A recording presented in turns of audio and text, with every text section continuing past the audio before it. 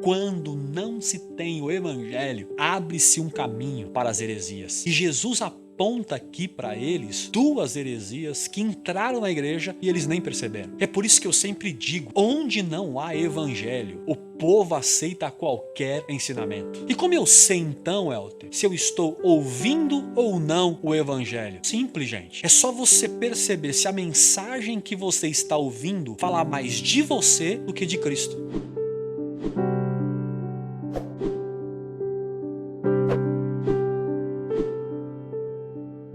Hoje nós caminharemos, conversaremos sobre a igreja que estava na cidade de Pérgamo, que é a terceira igreja mencionada no livro do Apocalipse. Pérgamo era uma cidade muito conhecida nos tempos bíblicos porque ela revolucionou o jeito de escrever, o jeito de registrar a história. Porque foi na cidade de Pérgamo que foi criado o famoso pergaminho, que era um papel daquela época. E o projeto deu tão certo, gente, que ao longo do tempo o pergaminho substituiu o papiro egípcio, porque o papiro egípcio ele era feito de uma planta e a durabilidade deste papiro era muito pequena. Já o pergaminho era feito de pele de animal, que era muito mais resistente, porque eles passavam a pele do animal por vários processos até ficar bem esticadinho, bem lisinho para receber a escrita, se tornando quase um papel como nós temos nos dias de hoje. E essa técnica ela foi tão revolucionária que até nos dias de hoje existem alguns manuscritos e pergaminhos que estão preservados em bibliotecas, em museus. Inclusive, existem alguns trechos da Bíblia com mais de 1800 anos de preservação. Os pergaminhos era muito importante até nos tempos de Paulo. Em 2 Timóteo capítulo 4, verso 12, Paulo pede para que alguns amigos trouxessem a ele os pergaminhos, que eram os registros que Paulo usava como material de estudo.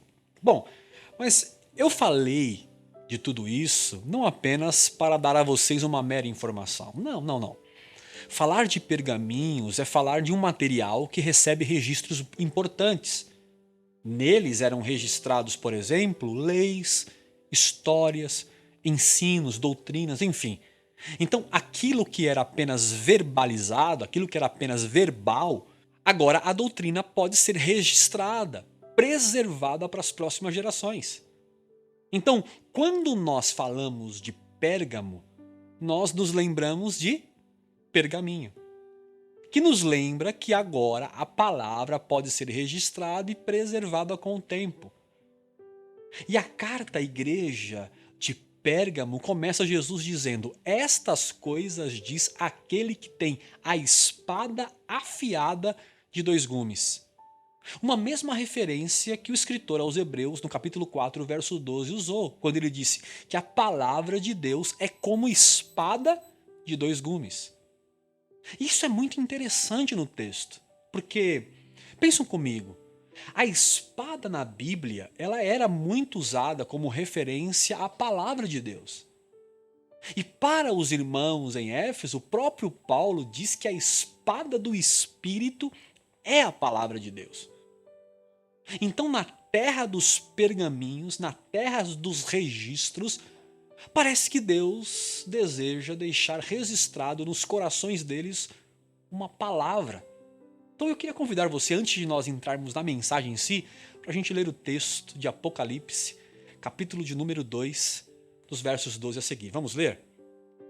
Apocalipse 2,12, a mensagem de Jesus à igreja de Pérgamo, que diz assim: ao anjo da igreja em Pérgamo escreve: estas são as palavras daquele que tem a espada afiada de dois gumes. Sei onde você vive, onde está o trono de Satanás. Contudo, você permanece fiel, fiel ao meu nome, e não renunciou à fé em mim. Nem mesmo quando Antipas, minha fiel testemunha, foi morto, nessa cidade onde Satanás habita. No entanto, tenho contra você algumas coisas. Você tem aí pessoas que se apegam aos ensinos de Balaão, que ensinou a Balaque a armar ciladas contra os israelitas induzindo-os a comer alimentos sacrificados a ídolos e a praticar imoralidade sexual. De igual modo, você tem também os que se apegam aos ensinos dos nicolaítas. Portanto, arrependa-se, senão virei em breve até você e lutarei contra eles com a espada da minha boca. Aquele que tem ouvidos, ouça o que o Espírito diz às igrejas. Ao vencedor darei do maná escondido. Também lhe darei uma pedra branca com um novo nome nela inscrito, conhecido apenas por aquele que a recebe. Bom, gente, lendo esta narrativa, nós encontramos aqui um problema muito sério na igreja de Pérgamo. Havia ali um problema doutrinário. Isto é, havia na igreja um ensinamento contrário ao evangelho de Jesus. A cidade de Pérgamo era uma cidade muito idólatra. Inclusive tinha um trono de idolatria na cidade de Pérgamo. E o próprio Jesus, no verso 13, diz que lá na cidade tinha o trono de Satanás, se referindo a essa idolatria daquele povo. Só que Jesus, ao invés de combater a idolatria da cidade, o que Jesus faz? Ele condena a idolatria dentro do templo.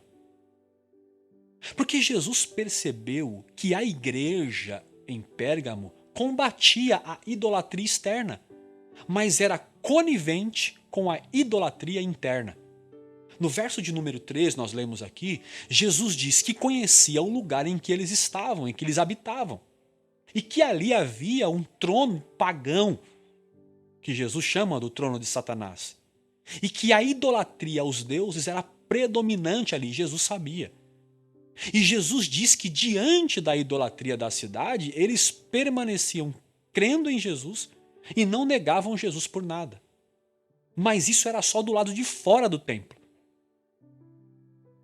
Porque dentro do templo, a idolatria era pior do que do lado de fora. Diante dos homens, eles demonstravam piedade, santidade, mas no privado, dentro do templo, eles eram imorais, gente. Pregavam a Bíblia no púlpito, mas se esqueciam de obedecê-la, de vivê-la em casa. Não tinha ética, tinha só aparência. Eles não preservavam, gente, e não perseveravam como um pergaminho a mensagem do Evangelho, a mensagem de Jesus. E pessoal, quando não se tem o Evangelho, abre-se um caminho para as heresias. E Jesus aponta aqui para eles duas heresias que entraram na igreja e eles nem perceberam. A primeira era a heresia ou a doutrina de Balaão. E a segunda doutrina, a doutrina dos nicolaítas. Que em resumo, essas duas doutrinas eram doutrinas idólatras, misturada com gnosticismo, com uma certa dose de prazer, de hedonismo. Balaão foi um profeta de Deus, um profeta que se vendeu para o rei Balaque. O rei de Moabe contratou Balaão, gente, para profetizar contra os judeus. E como a profecia não dava certo, não tinha como profetizar contra o povo de Deus, Balaão propôs ao rei a infiltrar idolatria no meio dos judeus. Porque ele sabia, Balaão, que se o povo se voltasse para a idolatria, Deus iria puni-los, por consequência, o rei Balaque teria vitória sobre eles. Olha só isso aqui, gente. A igreja começou, segundo Jesus, apontando a doutrina de Balaão, a igreja em Pérgamo começou a flertar com o rei para garantir vantagens pessoais. E a doutrina dos nicolaítas ia para o mesmo caminho, pessoal. Embora não se tenha muita informação de como essa doutrina começou naquela época, o que parece é que os nicolaítas eram um grupo gnóstico, ou seja, eles pregavam que a salvação estava no conhecimento, inclusive do sobrenatural. do místico, do oculto. E que toda a matéria, toda a criação estava caída, não prestava para nada. Então, partindo dessa ideia, a prostituição, a imoralidade, não tinha nada a ver. Se tornaram práticas normais, já que o corpo não presta para mais nada. Então, vamos gozar a vida. Então eles faziam o culto, mas eles cultuavam, era o prazer era o seu culto. Gente, é para esse tipo de doutrina que a igreja passou a ouvir. É por isso que eu sempre digo aqui, onde não há evangelho, o povo aceita qualquer ensinamento. Só que os balaãos e os nicolaítas não estão só lá no primeiro século. Eles também existem nos dias de hoje. O espírito dessa doutrina ainda permeia muitas comunidades de Jesus. Sabe quem são esses grupos? São aqueles que transformaram a mensagem de Jesus em benefício prazeroso, em benefício próprio. Sabe aquelas pessoas que são moralistas com os de fora e cego para a imoralidade dos de dentro?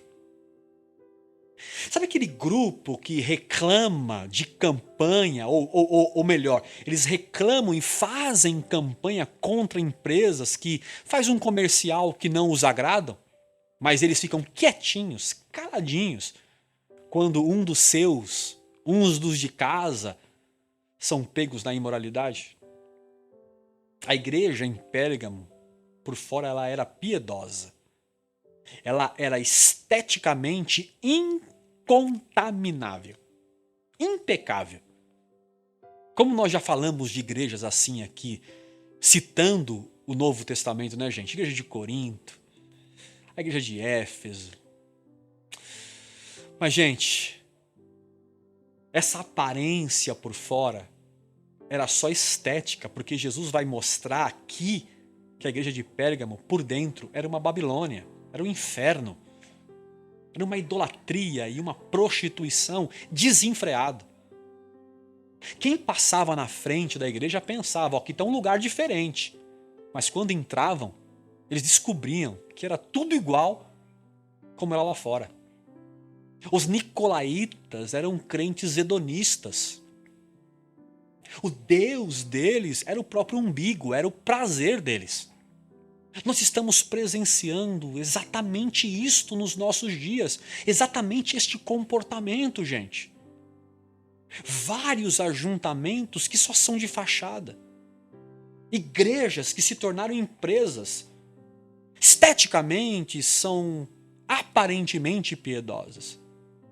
Mas as estruturas são totalmente contra Cristo, anticristo. Porque membros só são números. Filiais são sinônimos de sucessos. Dinheiro é o alvo final. Quando não, gente, é um monte de gente que se junta num lugar buscando loucamente benefícios próprios, benefícios para si. Não tem diferença nenhuma de um metrô lotado, onde é o empurra para ver quem entra primeiro ou quem chega primeiro no trabalho. Nós somos uma geração que busca Deus por prazer, para se sentir bem, para receber vitórias nessa vida. Sim, a doutrina dos nicolaítas ainda está viva na nossa comunidade. Você quer saber se você segue a doutrina dos nicolaítas? Quer saber? É simples. Responda para você mesmo a seguinte pergunta: por que eu vou para a igreja? Eu vou para a igreja para receber bênçãos de Deus ou para ser abençoado ou abençoada pela comunhão? Você procura um lugar que te faz bem ou você procura um lugar para fazer o bem? Nós vamos para o culto para receber o melhor ou para nos tornarmos pessoas melhores? Os nicolaítas modernos são aqueles que conhecem o evangelho. Até creem em Jesus, até têm vida devocional, mas continua igual a um pecador. E Nós somos considerados idólatras como os irmãos de Pérgamos foram considerados por Jesus? São considerados idólatras porque conhecem um Deus, mas não encontraram o Pai. São idólatras porque vão ao culto, mas não vivem o que aprendeu no culto. Vocês percebem como o problema na igreja de Pérgamo era doutrinário? Jesus disse assim para eles, olha o que Jesus disse. Há alguns aí que sustentam a doutrina e as ensinam. Então não era uma mera escolha, eu quero viver assim. Não, eles faziam discípulos disso. Eles faziam as pessoas do templo, da igreja, viverem assim. Viverem em busca do prazer, viverem em busca de si mesmo. Denunciavam a idolatria fora do templo, mas dentro do templo o coração deles eram idólatras. E quem é pior? O que é idólatra sem conhecimento ou o que é idólatra conhecendo Cristo? Por isso, gente, quando alguém me pergunta sobre o Evangelho, eu sempre faço uma outra pergunta. Quem são os seus mestres? Eu sempre faço uma outra pergunta. Quem é que te ensina? A quem você está dando ouvidos? A quem você tem parado para caminhar junto e aprender junto? Com quem? Guarde o que eu vou te dizer. Não basta seguir um líder só porque ele é bonzinho, só porque ele é inteligente, só porque é moderninho ou moderninha, porque é legalzinho ou legalzinha. Para crer no Evangelho, precisa ouvir o Evangelho. O seu mentor não tem que ser esteticamente agradável. O seu mentor tem que ser um homem ou uma mulher que te ensine o caminho do Evangelho de Jesus. E como eu sei então, Helter, se eu estou ouvindo ou não o Evangelho? Se eu estou caminhando pela doutrina dos nicolaítas e pelas doutrinas de Balaão? Simples, gente. É só você perceber se a mensagem que você está ouvindo fala mais de você do que de Cristo. Se a mensagem que você está recebendo diz mais sobre você do que sobre Cristo e o seu reino, você está ouvindo a doutrina dos nicolaítas. A mensagem do Evangelho não pode te dar prazer pessoal. A mensagem do Evangelho não pode nos oferecer uma vida de regalias. Pelo contrário, o Evangelho nos oferece uma responsabilidade não individual, mas coletiva. É por isso que Jesus disse para essa igreja, arrependa-te. Porque uma igreja que não vive para o Evangelho, vive ainda em pecado. Mas nós cremos, Helder. Mas nós cantamos aqui. Nós entregamos as nossas ofertas, nós até vemos milagres aqui, Helder. Mas eu tenho uma má notícia para você. Mesmo com tudo isso, se não tiver Evangelho de Jesus, continua em pecado. Por isso eu te convido hoje para nos arrependermos da nossa maneira equivocada de viver o Evangelho. Mas arrependermos do que, Helder? Nos arrependermos de vivermos para os nossos próprios prazeres. Nós precisamos hoje nos arrepender de sermos idólatras de uma religião, inclusive da religião evangélica. Nós precisamos nos arrepender de priorizarmos o eu e não a comunhão e não a Cristo. Nos arrependamos hoje, minha gente. Porque se isso não acontecer, Jesus disse que pelejará contra nós com a espada da sua boca, ou seja, com o seu santo evangelho. E a gente sabe o fim desta peleja. O evangelho sempre vence. E Jesus ainda conclui no verso 17 dizendo, ao vencedor darei. E quem é o vencedor desse texto? Quem é o vencedor da igreja de Pérgamo, o vencedor aqui no texto é aquele que se arrepende. Aí Jesus vai dizer assim, ó, aquele que ouve e se arrepende, olha que lindo isso aqui, eu darei o maná escondido e uma pedrinha branca com seu nome escrito que só você conhece. Gente, o maná é uma referência à provisão de Deus no deserto para Israel. Então, quando faltou alimento, Deus enviou o maná. Que maná, o termo, a expressão maná no hebraico é o que é isto? Porque eles não conheciam aquele alimento que Deus estava enviando para eles. Mas o interessante é que Deus manda o maná e diz para Moisés avisar o povo para que eles não estocassem aquele maná para o outro dia. Para eles não guardarem para comer no outro dia. Porque o próprio Deus disse para Moisés dizer para o povo, eu vou enviar o maná todos os dias. Só que alguns desavisados, alguns desobedientes, guardaram para outro dia, e o texto diz em Êxodo que o maná apodrecia. Então o maná, além de se referir a um alimento, a um suprimento, o maná também se refere a uma palavra empenhada, uma palavra de compromisso de Deus com o seu povo. Deus assegurou que todo dia teria maná. O que se assemelha também à pedrinha branca. Há muitas interpretações sobre o que representa essa pedrinha branca. Como, por exemplo, nos tribunais, quando alguém era absolvido, o indivíduo recebia uma pedrinha branca que era a garantia da sua absolvição.